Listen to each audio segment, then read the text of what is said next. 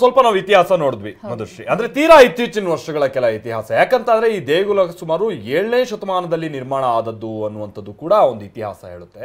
ಅದಾದ ನಂತರ ಅಲ್ಲಿ 16ನೇ ಶತಮಾನದಲ್ಲಿ ಕೆಂಪೇಗೌಡರು ಇದನ್ನ ನವೀಕರಿಸಿದ್ರು ಅನ್ನುವಂಥದ್ದು ಕೂಡ ನಮಗೆ ಇತಿಹಾಸದಲ್ಲಿ ಸಿಗುವಂತ ವಿಚಾರ. ಪುರಾಣದಲ್ಲಿ ಇದಕ್ಕೆ ಬಹಳಷ್ಟು ಉಲ್ಲೇಖ ಇದೆ ಮಧುಶ್ರೀ. ಬಟ್ ಇನ್ನೊಂದು ಸಂಗತಿ ಅಂತಂದ್ರೆ 2021 ಉದಾಹರಣೆಯನ್ನು ನಾವು ನೋಡಿದ್ವಿ. 2021 ನಮ್ಗೆ ಇನ್ನೂ ನೆನಪಿದೆ. ಅವತ್ತು ಸರಿಯಾಗಿ ಸೂರ್ಯರಶ್ಮಿ ಬೀಳದೇ ಇರುವಂತಹ ಕಾರಣಕ್ಕಾಗಿ ಅವತ್ತು ಪ್ರಧಾನ ಅರ್ಚಕರು ಕೂಡ ಸ್ವಲ್ಪ ಕಸಿವಿಸಿಯಲ್ಲಿದ್ರು. ಏನೋ ಸಮಸ್ಯೆ ಆಗ್ಬಿಡುತ್ತೆ ಅನ್ನುವಂತ ರೀತಿಯಾಗಿ ಅವರು ಅವತ್ತು ಒಂದು ಆತಂಕ ವ್ಯಕ್ತಪಡಿಸಿದ್ದನ್ನು ಕೂಡ ನಾವು ನೋಡಿದೀವಿ.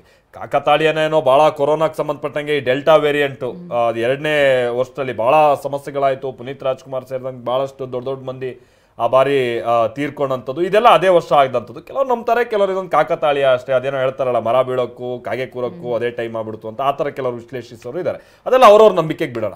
ಬಟ್ ಈ ಬಾರಿಯ ವಿಚಾರ ನಾವು ನೋಡ್ತಾ ಹೋಗೋದಾದ್ರೆ ಸ್ವಲ್ಪ ಮೋಡ ಕವಿದ ವಾತಾವರಣ ಇದೆ.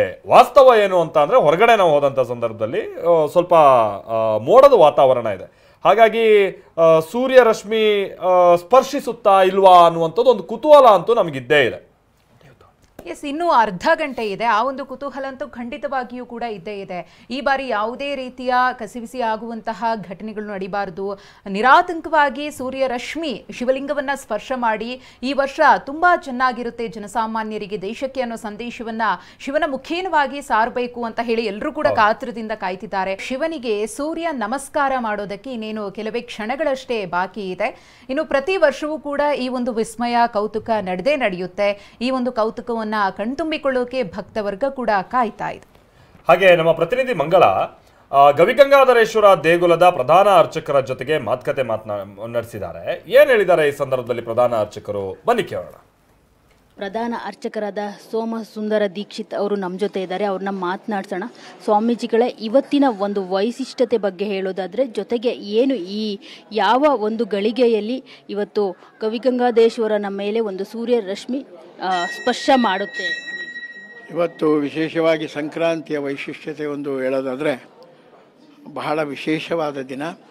ಈಗ ಡಿಸೆಂಬರ್ 16ನೇ ತಾರೀಕಿಂದ ಇವತ್ತಿನವರೆಗೂ ಧನುರ್ಮಾಸದ ವಿಶೇಷ ಪೂಜೆ. ಪ್ರಾತಃ ಕಾಲ ಸೂರ್ಯೋದಯಕ್ಕೆ ಮುಂಚೆ ಸ್ವಾಮಿಗೆ ಅಭಿಷೇಕ ಮಾಡಿ ನೈವೇದ್ಯ ಮಾಡಿ ಮಂಗಳಾರತಿ ಮಾಡಿ ಎಲ್ಲರಿಗೂ ದರ್ಶನದ ಭಾಗ್ಯ ಕೊಡ್ತಾ ಇದ್ವಿ.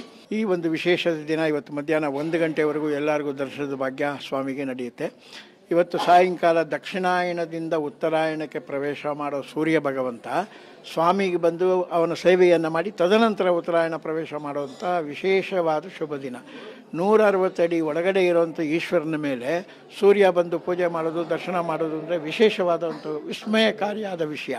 ದೇವರಿಗೆ ಏನೆಲ್ಲ ವಿಶೇಷ ಪೂಜೆ ಮಾಡಲಾಗುತ್ತೆ? ಅದೇ ಧನುರ್ಮಾಸದ ಕಡೆಯ ದಿನವಾಗಿರೋದ್ರಿಂದ ಬೆಳಗ್ಗೆ ಇವತ್ತು ಸ್ವಾಮಿಗೆ ವಿಶೇಷವಾದ ಪಂಚಾಮೃತಾಭಿಷೇಕ.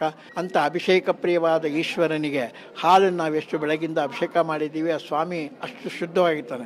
ಬರೀ ಲಿಂಗ ನೋಡುವಾಗ ಕಪ್ಪಗಿರುತ್ತೆ, ಅಂದರೆ ನಮ್ಮ ಮನಸ್ಸು ಅಷ್ಟು ಕಪ್ಪಗಿರುತ್ತೆ.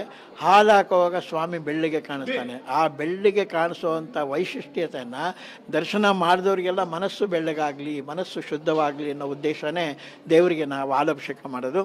ಅಂಥ ವಿಶೇಷವಾದ ಅಭಿಷೇಕವನ್ನು ಬೆಳಗ್ಗೆಲ್ಲ ನಡೆದಿದೆ. ಇನ್ನು ಸಾಯಂಕಾಲದ ಸೂರ್ಯನ ಪೂಜೆಗೋಸ್ಕರ ಬೇಕಾದ ವ್ಯವಸ್ಥೆಗಳನ್ನೆಲ್ಲ ರೆಡಿ ಮಾಡ್ಕೋತಾ ಇದ್ದೀವಿ. 3 ನಿಮಿಷಗಳ ಕಾಲ ಇವತ್ತು ಏನು ಸ್ಪರ್ಶ ಮಾಡುತ್ತೆ, ಇದರಿಂದ ಯಾವ ರೀತಿ ಶುಭ ಫಲ ಇದೆ ಅಂತ ಈ ವರ್ಷ?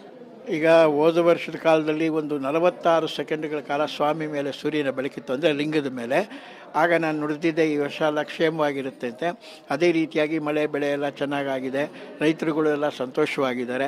ಮಧ್ಯದಲ್ಲಿ ರಾಜಕೀಯ ಒಡನಾಟ ಇದ್ದೇ ಇರುತ್ತೆ. ಅದು ಏನು ತಪ್ಪ ಮುಗಿದ್ದಾಗ ಹೇಗೆ ನೆಗಡಿ ಬರುತ್ತೋ ಅದೇ ರೀತಿ ಸಣ್ಣ ಪುಟ್ಟ ಇರುತ್ತೆ, ಅದೆಲ್ಲ ನಡ್ಕೊಂಡು ಹೋಗುತ್ತೆ. ಈ ವರ್ಷ ಲಿಂಗದ ಮೇಲೆ ಎಷ್ಟು ಸೆಕೆಂಡ್ ಸೂರ್ಯ ಪೂಜೆ ಮಾಡ್ತಾನೆ ಅನ್ನೋದ್ರ ಮೇಲೆ ನಿರ್ಧಾರ ಆಗುತ್ತೆ ಮುಂದಿನ ಭವಿಷ್ಯ. ಸ್ವಾಮೀಜಿಗಳ ಇವತ್ತು ಭಕ್ತರಿಗೆ ಏನು ಹೇಳಕ್ಕೆ ಬಯಸ್ತೀರಿ ಅಂತ? ಈ ಸಂಕ್ರಾಂತಿಯ ಶುಭ ಸಂಕ್ರಾಂತಿ ಆಗಲಿ, ಈ ವರ್ಷದಂಥ ಮಳೆ ಬೆಳೆ ಸಕಾಲಕ್ಕೆ ಆಗಿ ಎಲ್ಲರಿಗೂ ಅನುಕೂಲ ಸಿಂಧು ನಡೀಲಿ ಅಂತೇಳಿ ನಾವು ಇದನ್ನು ವಿಶೇಷವಾಗಿ ಸ್ವಾಮಿಯನ್ನು ಪ್ರಾರ್ಥನೆ ಮಾಡಿದ್ವಿ. ಎಲ್ಲ ಭಕ್ತರಿಗೂ ಅನುಕೂಲ ಸಿಂಧು ಸಿಕ್ಕಲಿ ಅಂತ ನಾವು ಪ್ರಾರ್ಥನೆ. ನೋಡಿದ್ರಲ್ಲ, ಇದಿಷ್ಟು ಏನು ಗವಿಗಂಗಾಧರೇಶ್ವರ ದೇವಸ್ಥಾನದ ಪ್ರಧಾನ ಅರ್ಚಕರಾದ ಸೋಮ ಸುಂದರ ದೀಕ್ಷಿತ್ ಅವರ ಮಾತು. ಕ್ಯಾಮ್ರಾ ಪರ್ಸನ್ ಪ್ರಶಾಂತ್ ಜೊತೆ ಮಂಗಳರಾಜ್ ಗೋಪಾಲ್, TV9 ಬೆಂಗಳೂರು. ಸೊ ಇದು ಪ್ರಧಾನ ಅರ್ಚಕರು ಸೋಮ್ ಸುಂದರ್ ದೀಕ್ಷಿತ್ ಅವರು ಹೇಳಿದಂತ ಮಾತು. ನಾವು ಆಗ್ತಾನೆ ಮಾತಾಡ್ತಾ ಇದ್ದಾಗೆ ಸ್ವಲ್ಪ ಮೋಡ ಕವಿದ ವಾತಾವರಣ ಇರೋ ಕಾರಣದಿಂದಾಗಿ ಸೂರ್ಯರಶ್ಮಿ ಎಷ್ಟೊತ್ತು ಸ್ಪರ್ಶ ಆಗ್ಬೋದು ಏನಪ್ಪಾ ಅನ್ನುವಂಥದ್ದು ಸಹಜವಾಗಿ ಕೆಲವರಲ್ಲಿ ಒಂದು ಆತಂಕ, ಗೊಂದಲ, ಕುತೂಹಲ, ಇದನ್ನ ಹೇಗೆ ಬೇಕಾದ್ರೂ ನೀವು ವಿಶ್ಲೇಷಣೆ ಮಾಡ್ಬೋದು.